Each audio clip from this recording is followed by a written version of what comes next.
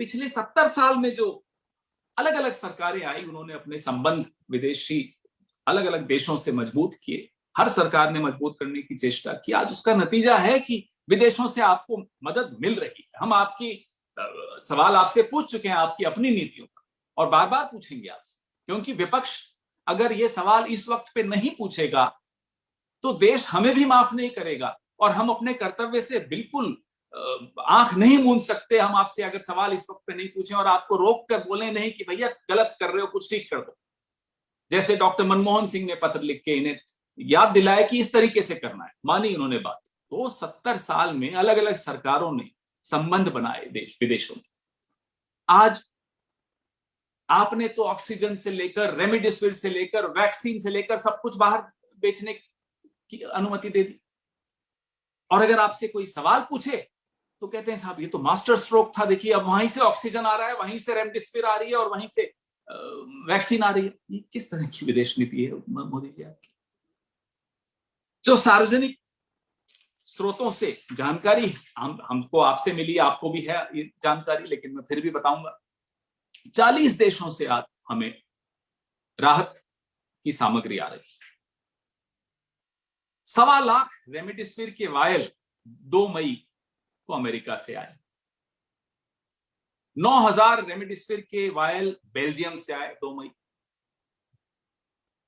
America से जो राहत की शिपमेंट सामग्री आई उसमें 1000 ऑक्सीजन सिलेंडर्स थे, दिल्ली एयरपोर्ट पे उतरे। 28 टन की मेडिकल इक्विपमेंट, 8 बड़े ऑक्सीजन के जनरेटर फ्रांस से आए 2 मई। ये एक ऑक्सीजन का जनरेटर 250 बेड्स को ऑक्सीजन दे सकता है। 8 वर्ल्ड क्लास ऑक्सीजन प्लांट जो 8 भारत के बड़े अस्पतालों को 10 साल के लिए ऑक्सीजन के लिए स्वावलंबी बना दे, वो आए। ये छोटी बात नहीं, बहुत बड़ी चीज है। 1.5 लाख स्पुतनिक वैक्सीन रशिया से 1 मई को आई। 22 टन का मेडिकल राहत सामग्री रशिया से आई, जिसमें 20 ऑक्सीजन प्रोडक्शन यूनिट, ऑक्सीजन बनाने की यूनिट्स हैं, 75 वेंटिलेटर्स हैं और 2 लाख पैकेट दवाइयों के, जो कोविड की दवाइयां हैं। 30 बड़े ऑक्सीजन कॉन्सेंट्रेटर थाईलैंड से आए। 8 क्रायोजेनिक ऑक्सीजन टैंक, जिसमें 250 ऑक्सीजन सिलेंडर्स, वो सिंगापुर से आए। रोमानिया से 80 ऑक्सीजन कॉन्सेंट्रेटर आए और 75 ऑक्सीजन सिलेंडर आए। इंग्लैंड से, यूके से 485 ऑक्सीजन कॉन्सेंट्रेटर्स आए, 200 वेंटिलेटर आए और कुल मिलाकर 1000 वेंटिलेटर आएंगे। 700 यूनिट ऑक्सीजन कॉन्सेंट्रेटर और 365 वेंटिलेटर आयरलैंड से आए शुक्रवार को। 120 वेंटिलेटर शनिवार की मध्यरात्रि को जर्मनी से आए। 200 बड़े ऑक्सीजन कॉन्सेंट्रेटर मॉरिशस से आए। और भी देश हैं, न्यूजीलैंड है, कनाडा है, जो राहत सामग्री भेज रहे हैं। निजी वॉलमार्ट, गूगल, ये तमाम अपने अपना जो भेज सकते हैं अपनी राहत सामग्री, वो भारत को भेज रहे हैं। इसके बावजूद अगर दिल्ली में, मध्य प्रदेश में, उत्तर प्रदेश में और आज कर्नाटका में जो अस्पतालों में मरीजों की जान चली जाए ऑक्सीजन की कमी में, तो हम और पूरा देश आहत है, मर्माहत है। हम जानना चाहते हैं प्रधानमंत्री जी आपसे, आपको रोज, और आपसे हाथ जोड़कर निवेदन कर रहे हैं कि आपको रोज देश के साथ साझा करना चाहिए, ये तमाम आंकड़े साझे करने चाहिए, किस देश से क्या आया और किस राज्य को या किस अस्पताल को या किस एजेंसी को आपने वो सामान भेजा। ये हमारी आपसे निवेदन भी है, मांग देश के बिहाफ पर है, देश की तरफ से है। आप ये साझा करिए आंकड़े, कहां गई वो स्पुतनिक की वैक्सीन, कहां गए ये ऑक्सीजन के सिलेंडर्स, कहां गए ये कॉन्सेंट्रेटर्स, कहां गई रेमडेसिविर जो आ रही है बाहर से। आप रोज बता दीजिए। एक आपको पीआईबी से एक प्रेस रिलीज निकालनी है ताकि लोगों को मालूम पड़े, एक पारदर्शिता का माहौल बने, लोगों को भरोसा हो सरकार पर कि जो आ रहा है वो सही जगह पर सही समय पर जा रहा है। ये हमारी आपसे मांग है, ये देश की आपसे मांग है। जो नजारे हम देख रहे हैं चारों तरफ, उससे कोई भी, किसी की भी रूह कांप उठे। ऐसे में सरकार का, विपक्ष का, मीडिया का, हम सबका एक दायित्व है कि मिलकर लोगों के मन में एक भरोसा पैदा करें कि आपकी देखभाल करने वाला है कोई। सबने हाथ नहीं खड़े कर दिए, हम सब आपके लिए तत्पर हैं, 24 घंटे तत्पर हैं, लेकिन उसके लिए पारदर्शिता बहुत ज्यादा आवश्यक। देश की राजधानी में जहां प्रधानमंत्री जी अपना नया महल बना रहे हैं, उससे कुछ किलोमीटर दूर तमाम अस्पतालों से ऑक्सीजन की कमी की बातें हम सोशल मीडिया और मीडिया के माध्यम से हर 1-2 घंटे में सुनाई देती। पिछले दिनों दिल्ली ही में 3 अस्पतालों में मरीजों की मौत हो गई क्योंकि ऑक्सीजन उन्हें नहीं मिला, अस्पतालों को नहीं मिला।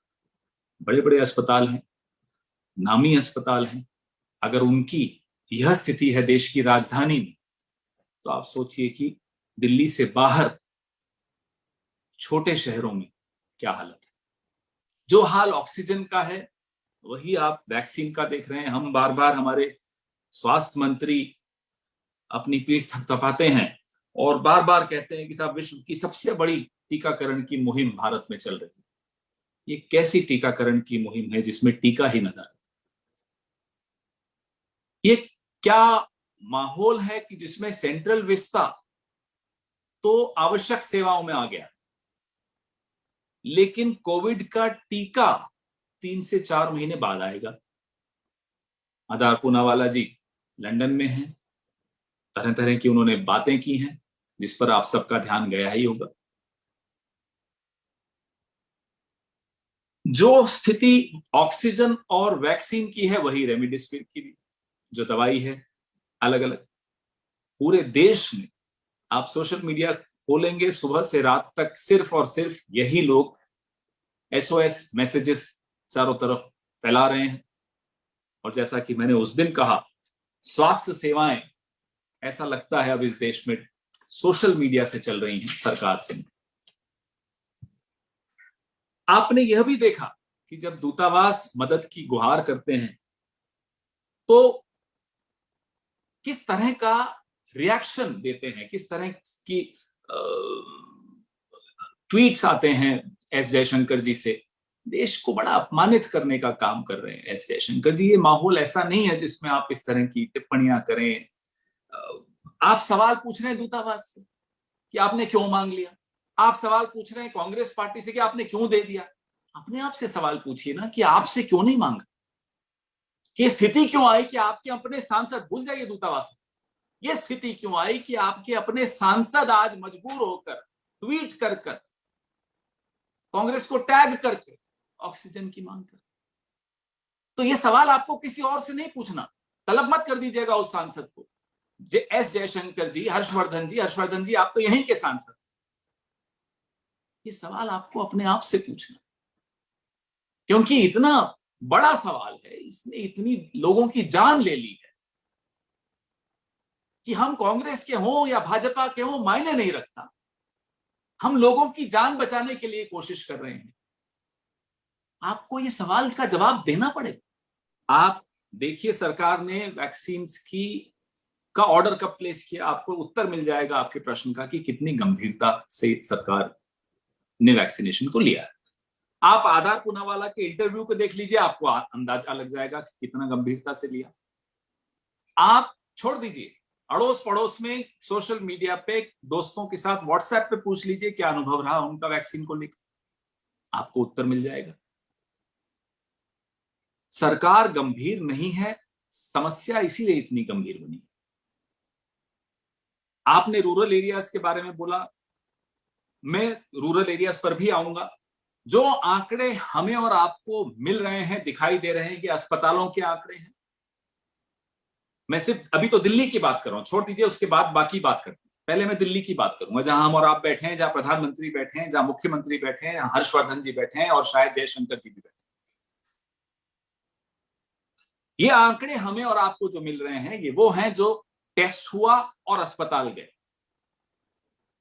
जिनका न टेस्ट हुआ है और टेस्ट हो भी गया हो तो वो अस्पताल नहीं गए हैं, उन आंकड़ों का क्या है, वो आंकड़े कहां हैं? तभी आप बार बार मिसमैच देखते हैं सरकारी आंकड़ों में और शमशान घाट के आंकड़ों में। हर शहर की बात बता रहा हूं वो